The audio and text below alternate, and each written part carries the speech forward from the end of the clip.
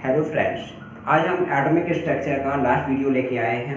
आप देख रहे हैं आइरिस एजुकेशन और यहाँ पर चल रही है नीट और आईआईटी मेंस के लिए क्रैश कोर्स और सीरीज सिलेक्शन सीरीज। इसमें लास्ट वीडियो में हम लोग पढ़ेंगे नोट्स और कुछ रूल्स।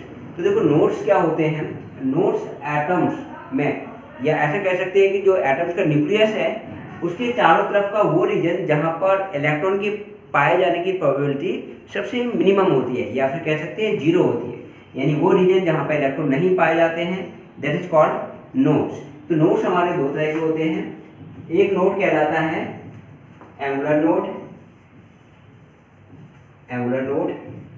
और एंगुलर नोड का एक दूसरा नाम है नोडल प्लेन, और इसी को बोलते हैं नोडल सरफेस।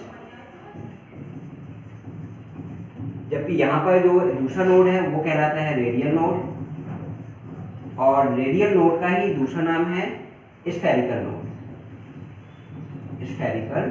नोड। यहाँ हम लोग बेटा नोडल प्लेन या एंगुलर नोड या फिर नोडल सरफेस। अब यहाँ पर देखो बेटा, जो एंगुलर नोड है या नोडल प्लेन है, इसकी जो वैल्यू होती है वो किसके इक्वल होती है, स्मॉल एल के बराबर। स्मॉल एल का मतलब है एजीमुथल क्वांटम नंबर की बराबर। जबकि रेडियल नोड होता है या स्फेरिकल नोड होता है, इनकी वैल्यू कितनी होती है, n माइनस एल माइनस 1 के इक्वल। वेयर एल तो जानते हो एजीमुथल क्वांटम नंबर है, n प्रिंसिपल क्वांटम नंबर और l also azimuthal quantum number. तो बताओ टोटल नोड क्या होंगे। जो टोटल नोड होंगे वो होंगे angular node plus radial node के सम के बराबर। तो बोलो कितने होंगे, equal to the l plus n minus l minus 1। तो बोलो बेटा एल से एल कट गया, क्या बचा, एन माइनस 1। तो टोटल नोड कितने होंगे, एन माइनस 1 के बराबर। अब देखो एक एग्जाम्पल द्वारा समझ लेते हैं। मान लो कोई ऑर्बिटल्स है, that is the 3s orbital या 3p ऑर्बिटल ले रहे हैं, 3p ऑर्बिटल। अब बोलो बेटा इसमें एंगुलर नोड कितने होंगे, एंगुलर नोड होंगे एल के बराबर। एल क्या है, azimuthal quantum number. Azimuthal quantum number P के लिए क्या बताई थी हमने पिछले लेक्चर में, 1। तो एक क्या होगा, एंगुलर नोड। जबकि रेडियल नोड कितने होंगे, रेडियल नोड में हम फॉर्मूला फिट करें तो क्या होगा, that is equal to the n minus l minus 1। N की वैल्यू कितनी है, 3। एल की वैल्यू 1 माइनस 1 यानी 1। तो एक रेडियल नोड होगा और एक एंगुलर नोड होगा, या इस फॉर्मूले में रखें तो 3 माइनस 1, एन की वैल्यू 3 है तो कितना आएगा, 2। एक एंगुलर नोड और एक रेडियल नोड। तो अब यहाँ पर 3p में हम देखें कि कहाँ पर रेडियल और एंगुलर नोड होंगे।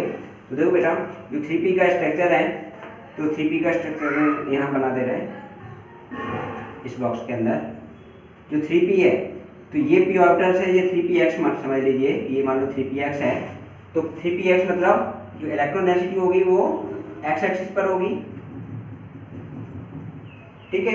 और ये 3p है तो यहाँ पर क्या होगा, इस तरह से इलेक्ट्रॉन डेंसिटी और होगी।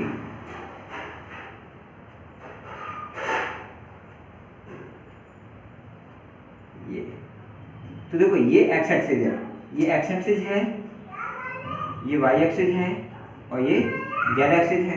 तो एक तो ये जो नोड हो गया, ये हो गया कौन सा, स्फेरिकल नोड। और एक नोड ये यहाँ पर होगा वाई और जेड प्लेन में, दैट इज कॉल्ड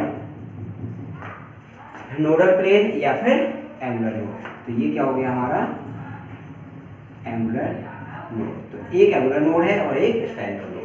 तो इस तरह से हम लोग एंगुलर और स्फेरिकल नोड निकाल सकते हैं। याद रखना बेटा, एंगुलर नोड एल के बराबर और spherical node n minus l minus 1 के बराबर, और टोटल नोड एन माइनस 1 के बराबर। अब वह रूल्स क्या कहता है, ये देखो बेटा, ये तीनों रूल्स क्या है, filling of electrons in orbitals. किसी भी एटम्स में कई ऑर्बिटल्स होंगे, तो उन ऑर्बिटल्स में जो इलेक्ट्रॉन फिल होंगे वो किन रूल्स के फॉलो करते हुए होंगे, इन तीनों रूल्स को फॉलो करते हुए उसमें फिल होंगे। तो पहला रूल है अफवाह रूल। अफवाह रूल्स क्या कहता है कि इलेक्ट्रॉन्स जो ऑर्बिटल्स हैं उनके increasing order of energy level में फिल होते हैं। यानी बहुत सारे ऑर्बिटल्स हैं तो जिनकी एनर्जी ज़्यादा होगी, तो जो एनर्जी है ऑर्बिटल्स की, energy is directly proportional to the n plus n rule. यानी जिस ऑर्बिटल्स की principal quantum number plus azimuthal quantum number ज़्यादा होगा, यानी sum of principal quantum number और एजीमुथल क्वांटम जिस ऑर्बिटल्स के लिए ज़्यादा होगी उसकी एनर्जी ज़्यादा होगी, ठीक है, वो इलेक्ट्रॉन बाद में भरे जाएंगे, यानी increasing order of energy level में भरे जाएंगे। जैसे जैसे हम सीढ़ियाँ ऊपर चढ़ते हैं तो पहले सीढ़ी की एनर्जी सबसे कम, फिर उसके बाद ज़्यादा, फिर और ज़्यादा, फिर और ज़्यादा, तो इस तरह से क्या होंगे, इलेक्ट्रॉन्स फिल होंगे। दूसरा रूल्स क्या है, नहीं दूसरा पॉइंट क्या है इसी में ही, एक तो ये, दूसरी चीज़ ये कि अगर दो ऑर्बिटल्स की सेम एनर्जी है, देखो एक एग्जाम्पल द्वारा आपको समझा दे रहा है, जैसे 3s ऑर्बिटल है और 2p ऑर्बिटल है, ठीक है, इसमें n प्लस l के अकॉर्डिंग एनर्जी सेम होगी। कैसे, इसकी n की वैल्यू 3, l की वैल्यू 0, तो कितना आएगा 3। इसमें n की वैल्यू 2 और l की वैल्यू कितनी 1, तो कितना आएगा 3।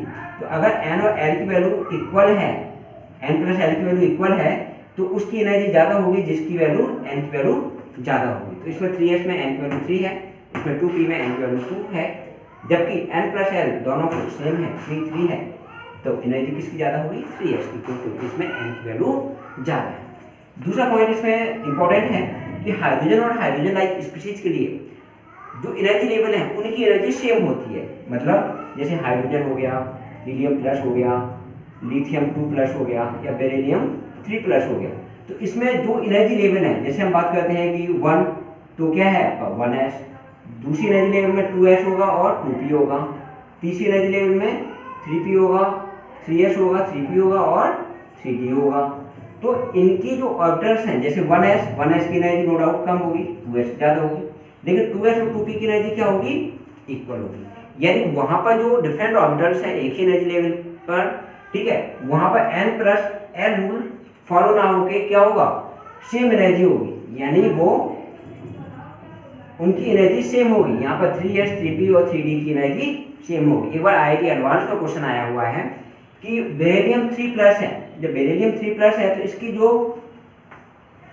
थर्ड जनरेटिंग ऑर्बिटल्स होते हैं वो कितने होते हैं, डीजनरेटिंग ऑर्बिटल्स, ठीक है, जो थर्ड डीजनरेटिंग ऑर्बिटल्स हैं वो कितने हैं, तो थर्ड एनर्जी लेवल में जो डीजनरेटिंग ऑर्बिटल्स हैं वो कितने हैं, तो भैया s में कितने ऑर्बिटल होते हैं, एक, p में कितने ऑर्बिटल होते हैं, p में 3, ये 3s हो गया, ये 3p हो गया, और d में कितने होते हैं 5, ये 3d हो गया।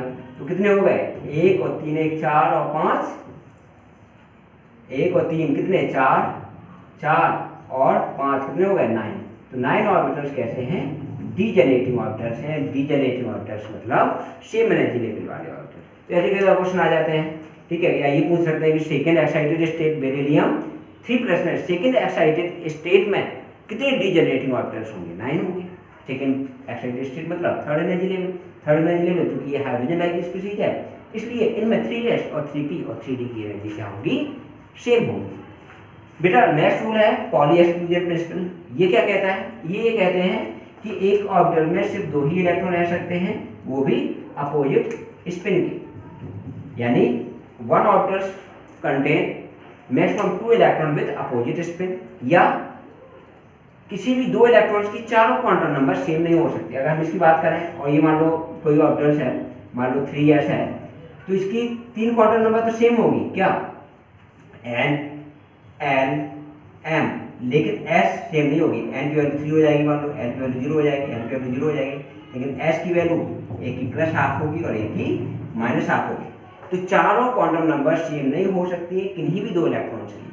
अब अलग अलग ऑर्बिटल्स हैं तब तो फिर डेफिनेटली अदर क्वांटम नंबर भी डिफरेंट होंगे, ठीक है। तो 2 स्टेटमेंट ध्यान रखना, एक तो ये एक ही ऑर्बिटल में मैक्सिमम 2 इलेक्ट्रॉन रह सकते हैं, दूसरा स्टेटमेंट किसी भी 2 इलेक्ट्रॉन्स की चारों क्वांटम नंबर सेम नहीं हो सकती हैं किसी भी एटम्स में, ठीक है। इस तरह से 4 ऑप्शन आ सकते हैं। तो ये क्वेश्चन बन सकता है कि which of the following is correct, या according to Pauli exclusion principle, ठीक है, which statement is correct, which statement is not correct. Hund's rule क्या कहता है, हुंस रूल ये कहते हैं कि किसी भी ऑर्बिटल्स में जो इलेक्ट्रॉन फिल होंगे, ठीक है, अगर सेम एनर्जी लेवल है तो पहले एक एक इलेक्ट्रॉन फिल होगा, फिर क्या होगा उसमें पेयरिंग होगी। जैसे मान लो 3p है, 3p4, इसमें 4 इलेक्ट्रॉन बनने हैं, तो पहले एक एक इलेक्ट्रॉन जाएगा फिर पेयरिंग होगी, ठीक है। ऐसा नहीं है कि अब 4 इलेक्ट्रॉन्स किसी भी तरह भर सकते हैं कि ऐसे भर दें आप, ठीक है, इस तरह से भर दें 1 2 3 4, नहीं, गलत हो जाएगा, ठीक है। इस तरह से भी आप नहीं भर सकते हैं, क्या मैं तो सेम स्पिन में नहीं, सेम स्पिन में भी नहीं भरा जाएगा, ठीक है। तो ये सारे क्या हैं, गलत तरीके हैं। इन्होंने कहा था पहले एक एक इलेक्ट्रॉन जाएगा, फिर उसके बाद पेयरिंग होगी। Stability of exactly half fill and full fill orbitals, ठीक है। तो इसमें आपने देखा होगा कि जो आपने इलेक्ट्रॉन कॉन्फ़िगरेशन किया होगा, तो कहीं पर आपने जो एग्जैक्टली हाफ फिल और फुल फिल ऑर्बिटल होते हैं वो ज़्यादा स्टेबल होते हैं। उसके दो रीजन हैं। एक तो ये कि जो एग्जैक्टली हाफ फिल और फुल फिल ऑर्बिटल बन जाएंगे तो उनमें सिमेट्रिकल नेचर आ जाएगा। जो भी ऑर्बिटल्स हैं किसी सब सेल के, उसमें सिमेट्रिकल नेचर होगा। और दूसरी क्या होगी, एक्सचेंज एनर्जी। यही रीजन है कि जैसे मान लो क्रोमियम है, तो क्रोमियम में कितने 24 इलेक्ट्रॉन होते हैं। तो इलेक्ट्रॉन कॉन्फ़िगरेशन हम लोग देखते हैं 1s2 2s2 2p6 3s2 3p6 फिर 4s2 एंड 3d4। तो बेटा ये होना चाहिए, लेकिन होता क्या है, एक तो इनमें क्या है, एक्सेप्शन है कि जो 4s है, जो न्यूक्लियस के पास में देखो यहाँ पर इंटरेक्शन होता है, जिसके कारण जो 3d है वो पहले आ जाता है, 3d4 4s2, ठीक है। न्यूक्लियस के साथ, बस ये समझ लो अभी तो कि न्यूक्लियस के साथ कुछ ऐसा इंटरेक्शन होता है कि यहाँ 3d न्यूक्लियस के पास आ जाता है, 4s दूर रहता है। या ये समझो कि जब खाली होते हैं ऑर्बिटल्स तो इनका ऑर्डर होता है 4s 3d। जैसे ही 3d में इलेक्ट्रॉन जाता है तो d की एनर्जी 4s से कम हो जाती है और d अंदर खिसक जाता है, 4s बाहर हो जाता है, ठीक है। आप ये समझ लो कि सीढ़ियाँ ऐसे चढ़ते जा रहा है और जैसे ही 3d में आप पैर रखेंगे तो 3d 4s से नीचे आ जाएगा। तो अब इलेक्ट्रॉन निकलेगा तो कहाँ से, 4s से इलेक्ट्रॉन निकलेगा। लेकिन यहाँ पर क्या देखना है कि ये जो इलेक्ट्रॉन कॉन्फ़िगरेशन है, लास्ट अल्टीमेट क्या होता है इसका, 3d5 और 4s1।